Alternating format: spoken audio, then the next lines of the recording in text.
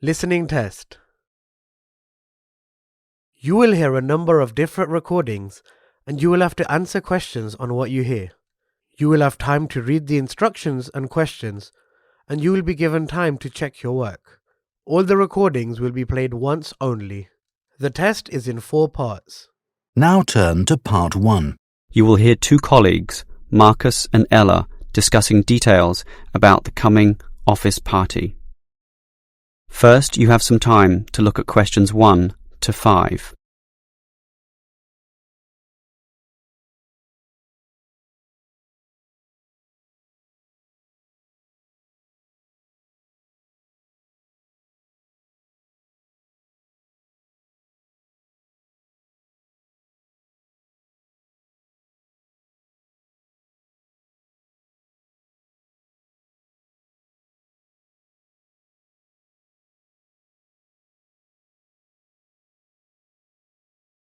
You should answer the questions as you listen, because you will not hear the recording a second time. Listen carefully and answer questions 1 to 5. Okay, Ella. As you know, you and I have to make the big decision about in which restaurant we're going to hold our office celebration. Well, we're celebrating 20 years of operation, so I think it has to be a good restaurant, something which will really impress people and make them think better of the company. We do have a budget, though. It's how much? $2,000, and that should be enough for a good meal. Actually, it's $3,000, not $2,000. I confirmed that today. That should be enough for a great meal, then. Well, this is a significant milestone. So, should we go for a buffet meal at a local hotel? All you can eat? Something like that? The Chesterfield Hotel has good food. I've eaten there before. Very impressive. Yes, I've got the brochure here. Do you know how much it costs? The full buffet banquet is beyond us, I'm afraid. Yes, but we don't have to get the banquet. They have set meals for cheaper prices. Show me the brochure. What about this?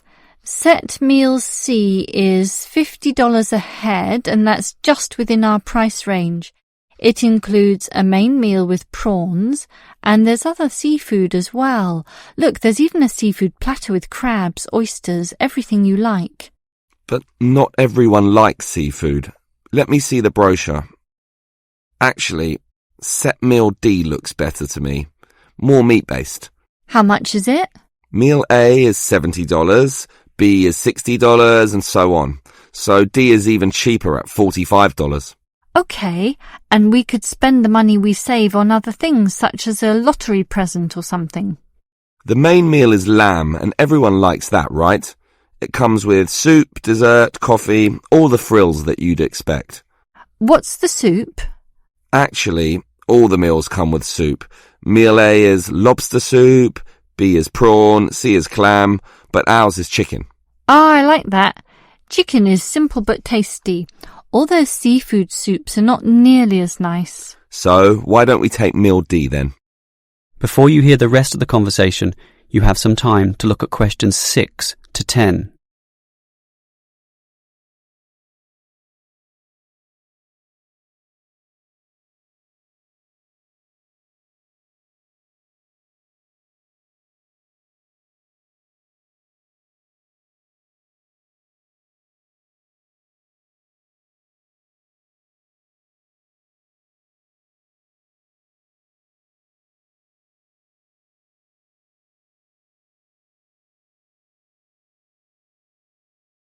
Now listen and answer questions 6 to 10. All right, we've picked the restaurant and meal for this celebration, so that just leaves the time and date to be decided. We need to do it soon. This month is the 20th anniversary, so what about the 14th? 14th? But wouldn't it be better to do it after the end of quarter reports are handed in? That way everyone will feel more relaxed. That's the 18th. After the middle of the month. Good thinking. That's why you're the office manager and I'm not. And that leaves the starting time. After work, but not too late, right? Well, any time is fine, I should think. 7 p.m, 7:30, 8 p.m. Does it really matter? Not too late, though. 8 p.m. is too late. 7 p.m. might be too early for those submitting the end-of-day accounts. Split the difference then, take the middle time. That will please everyone. Sounds fine by me. Let's do that then. Now, that leaves the minor details, you know, about clothes and what to bring and... Clothes? Isn't this an informal event? Yes, but it is an anniversary and we don't want people in jeans and jogging shoes. We don't necessarily want formal dress either. I agree. Formal is too, formal. Smart casual is better. Let's just say smart casual, okay? Okay. And should we allow smoking? Isn't that the hotel's decision? Do they allow smoking? They do, in designated areas, well away from the eating tables. Personally, I hate smoking and would like to ban it completely from this function, but to be reasonable, I think we can just follow the hotel's policy. If they allow it, so can we. Okay, that sounds fine. That just leaves, whether the guests should bring anything with them. I think it would be a nice idea if everyone bought a... Let me guess, a card, right? A getting to know you card. No, a present, a small present, of course, to be put into a large box, and then everyone can reach inside and pull out something. A lucky dip. That should be a good laugh, don't you think? Great idea. That is the end of section 1. You now have half a minute to check your answers.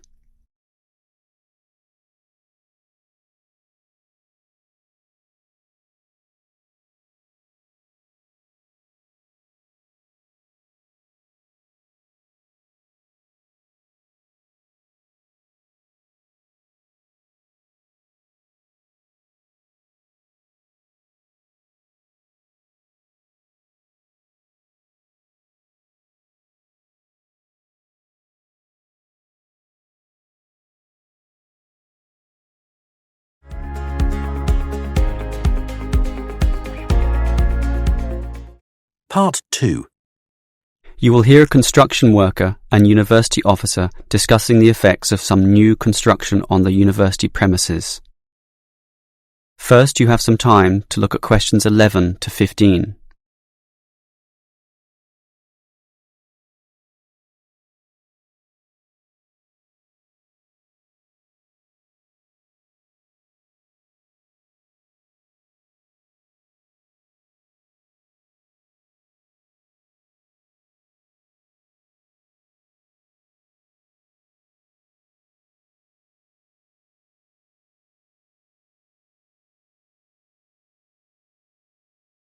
Now listen carefully and answer questions 11 to 15. Hello, Helen, is it? Yes, that's right. And let me begin by saying that your construction is already causing considerable disturbance to our student body. I'm afraid we have deadlines to meet, but you did ask for a timetable. We can certainly try to do the noisiest work at specific times when it least disrupts the students. Good. I've already emailed you about sensitive times of the day. Obviously, our lunch period is the best time for you to do all the noisy work. Yes, and as a result, in that time we are reserving all the jackhammer and drilling work necessary for breaking up the old concrete paths. So that will be between noon and 1:30 p.m. It will result in some delays to us, but not enough to significantly put us behind. So we're happy to do it at that time. The other time you mentioned as favourable for our noisiest work is after 5 p.m. As you know, due to the deadlines, we work at night to 8 p.m.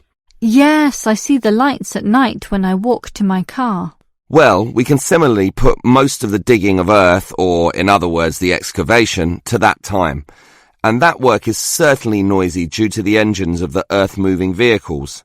Inevitably, of course, there must be some noise during the day. And I think that the best we can do is concentrate it at one specific time so that at least you can anticipate it. That time will be from 10 a.m. to noon. We've just finished cutting down and sawing up all the trees, so that morning period will now primarily be involved with the pouring of concrete. That must be done early in the day to allow the concrete to harden during the daylight hours. It will involve considerable noise, I'm afraid, mostly from the trucks and concrete mixers, so expect some racket in those 2 hours. So what will happen in the late afternoon? Will it be quiet enough for exam work? I believe so, since in that first hour and a half we'll be having our lunch break, and in the remaining 2 hours we'll just be making the concrete look nice, removing leaves, broken pieces, and making it all level and flat before it hardens. So the noise will certainly be at a minimum in that period of time. Before you hear the rest of the talk, you have some time to look at questions 16 to 20.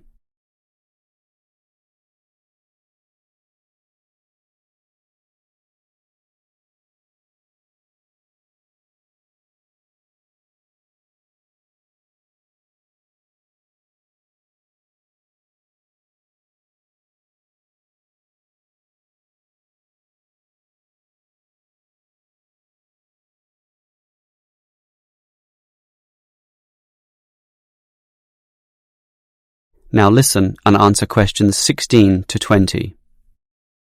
Well, it's good to know this construction activity won't disturb us too much, and I trust it's all worth it.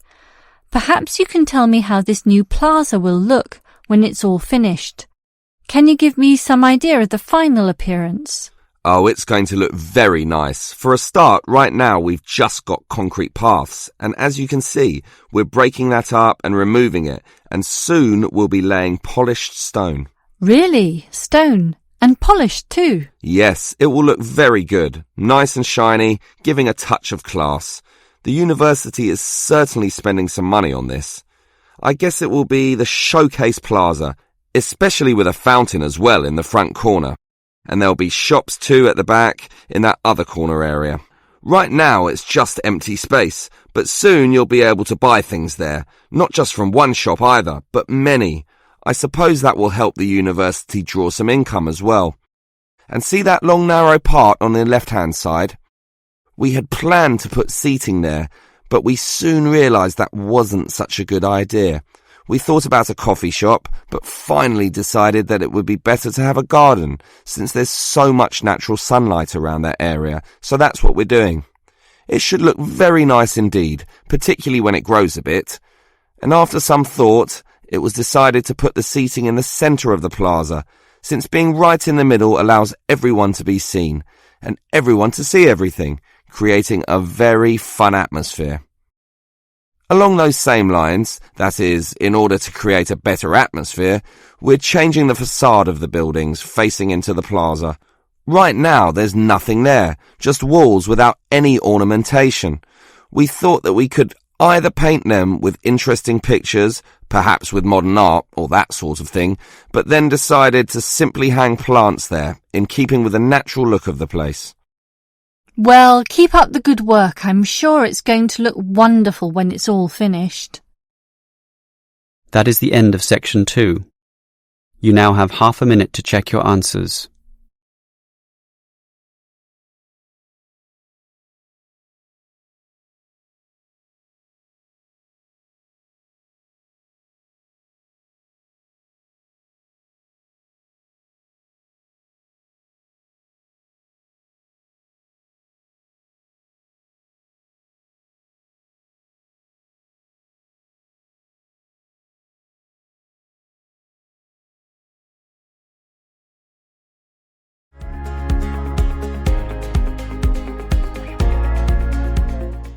Part 3. You will hear 3 students, Steve, David and Susan, discussing a science lecture they attended. First, you have some time to look at questions 21 to 26.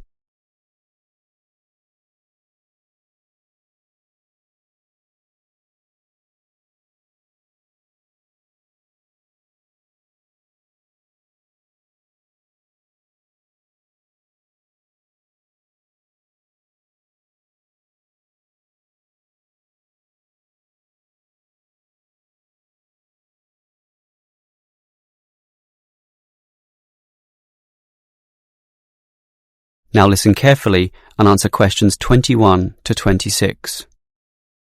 What did you think about the lecture, David? I thought it was rather interesting. I liked the way it examined the personalities as well as the achievements of the three great physicists of history. It was also interesting in the way it highlighted that all of them had traits in common, despite being removed by centuries. What did you think, Stephen? I thought, for their times, all three scientists were quite revolutionary. Also, I found it quite funny how Galileo, the Italian physicist, in his great work, what was it called? It's usually abbreviated to two systems. Yeah, in the two systems. It isn't really science in the conventional sense at all because it's so funny. How can science have characters, one of them with the name Simplicio? I think, though, that it stands as significant in that it was the first major work in which authority was challenged. Before that, the church and the state and royalty all held absolute authority over the thinking of the times, but Galileo was brave enough to challenge this by putting forward scientific truth. It simply started everything. I agree with you there, and it was important, and I don't wish to underestimate that at all, but Galileo's works were somewhat scattered. He couldn't fuse all the ideas together. That had to wait for Newton's Principia. So why do we call it that? It's not even English. Well, Newton wrote his Principia in Latin, as was the practice of all scientists of the time. Principia is the key word in the title, which we usually use when referring to this great work. And I think you're right, David. Its significance lies in the way it finally created order. Before that, things were still confused, disordered, let's say. That's right, Susan. With Newton, the heavens became like a clockwork mechanism where the orbits and motion of the planets and comets could be predicted. Newton simply created order and suddenly the universe seemed understandable. Until Einstein came along and confused the hell out of everyone. Yes, I agree that his relativity is mathematically complex, but once you conquer this, it is remarkably straightforward. Why did he call it relativity, anyway? Because every motion is relative to the motion of other bodies, hence relativity. I suppose it's a logical name, when you think about it. Yes, and the significance of the theory lay in the way it explained gravity. Prior to that, gravitational motion or action at a distance was just assumed to happen, but nobody quite knew why. Einstein was successful in providing a theory which explained this, and that theory has lasted to the present day. That makes it quite an accomplishment. I think we'd have to agree that all three scientists accomplished much in their own way.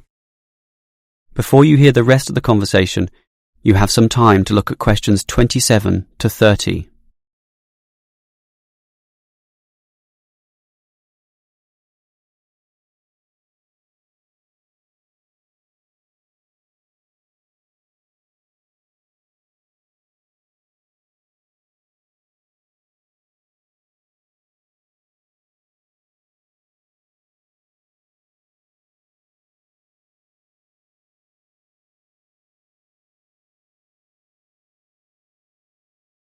Now listen and answer questions 27 to 30. So, David, you're obviously impressed with these three scientists, so it would be interesting to know who you think was the greatest of all. Well, strictly it's impossible to say, since everything is relative to the times in which these scientists lived. Newton built upon the works of Galileo and Einstein built upon the works of Newton. But that's not true, actually. Einstein's theories were non-Newtonian, which is why they were so substantially ahead of their time. Given this, I'd say Einstein is the greatest. Well, certainly, Steve. I accept that Einstein was great and substantially ahead of his time, but Newton's laws are still used today. Galileo, in contrast, didn't form any workable theory that lasted, and Einstein's theories are more just theoretical abstractions. Well, not really. We still use them for cosmological theories, black holes. Not for everyday life, not for normal planetary physics. In that sense, Newton has stood the test of time and must be considered the best of all. What do you think, Susan? Did you know that Newton's first law of motion is often attributed to Galileo, and that Galileo is known as the father of modern science, even by Einstein, which supports him being the greatest? I would say that we must acknowledge the man who first started the scientific revolution. Without his work, we wouldn't have Newton or Einstein. Oh, Susan, that's ridiculous. Galileo's works were unscientific and almost farcical. Look, here's Peter. Let's ask him. Peter, which scientist do you think was the greatest? Greatest? The old argument. Einstein is the conventional answer, but when it comes down to it, no one quite knows what his theories really mean. Newtonian physics is at least understandable, so I'll go for him. Yes, there you go.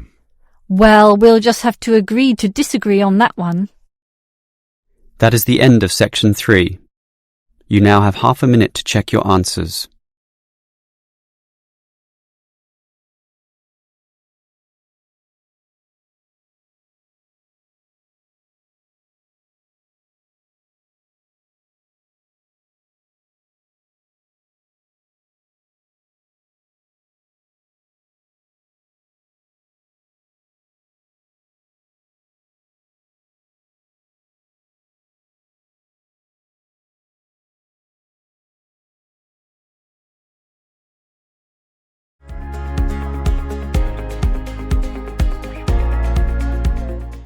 Part 4.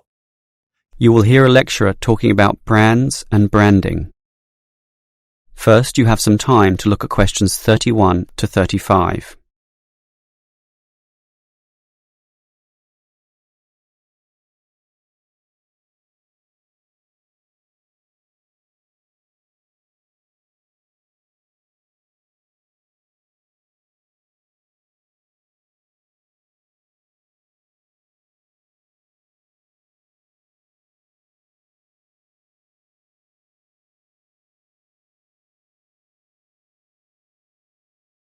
Now listen carefully and answer questions 31 to 35.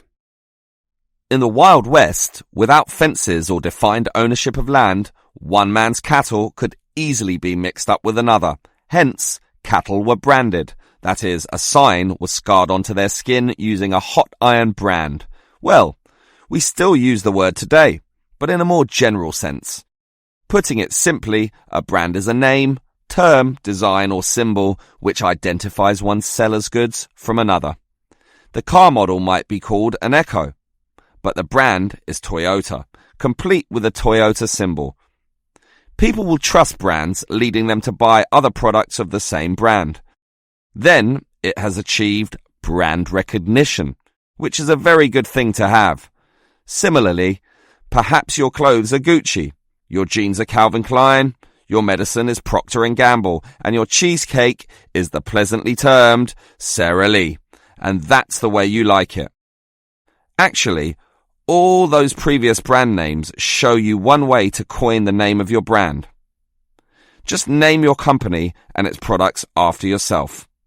This is known as using founders' names, which is all right if your name is catchy and cadent, such as, well, Calvin Klein, but there are many other ways as well. Well, here are some other ways to decide on your new brand name. You could use an acronym such as IBM or AWA, which sounds modern, scientific, and technically proficient. You might also wish to evoke feelings with an evocative name, such as Everest Airlines, where the skies are yours, or Amazon Books, with streams of literature, biggest in the world, or Nike, named after the winged Greek god of victory. Alternatively, you might like to describe your product by using a descriptive brand name, Safe and Sleep Bedding, Ever Alert Security System, and so on. Or you could make it rhyme to be more easily remembered, Reese's Pieces, Faster Pasta, and others. Another method is just to invent a word where none existed before, technically known as a neologism. Names such as Wii, Kodak, or Rolex. And there are more methods as well.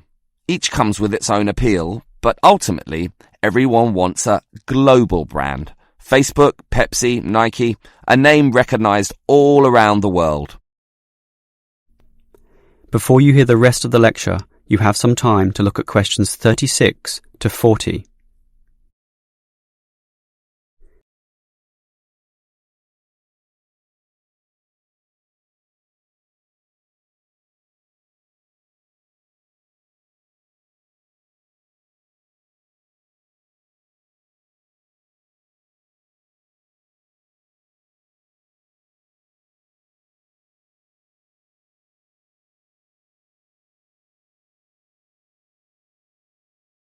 Now listen and answer questions 36 to 40.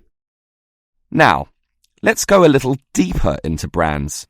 One of the things which companies seek for their brands is an independent identity, or a concept regarding how the buyer feels about or perceives the product. A good example is Marlboro cigarettes with its cowboy imagery and sponsorship of car racing, all targeting a manly, tough male buyer. In other words, the images, commercials, logos, sponsorship, and product packaging are all carefully designed to cultivate a single identity which resonates, in theory, with the target market. The core element of this is the logo, the visual symbol that represents the brand. So, if, for example, the product is for younger people, say Nike jogging shoes, the catch cry is, "Just do it," and high-profile athletes appear in all their advertisements. Think of that Nike logo, that single tick, one of the most recognizable logos in the world. And it's all consistent with the symbolism of power, speed, and freedom. On the other hand, if you are targeting a richer, more mature, and male buyer, say with Rolex watches, the brand image might be one of solidity, sophistication, reliability, and the Rolex logo, a crown, that sign of royalty, of might and power, top of the heap, similarly puts forward this image.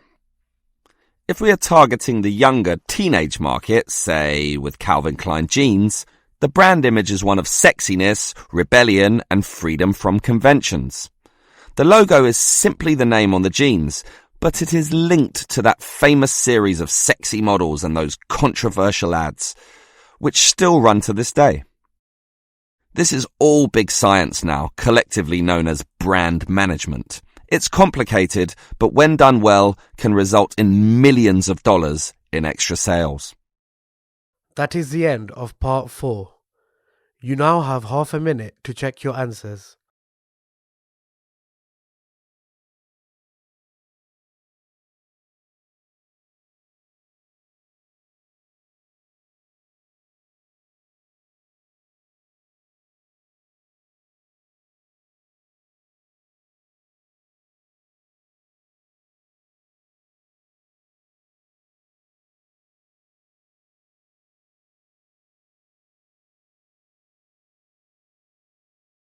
That is the end of the listening test.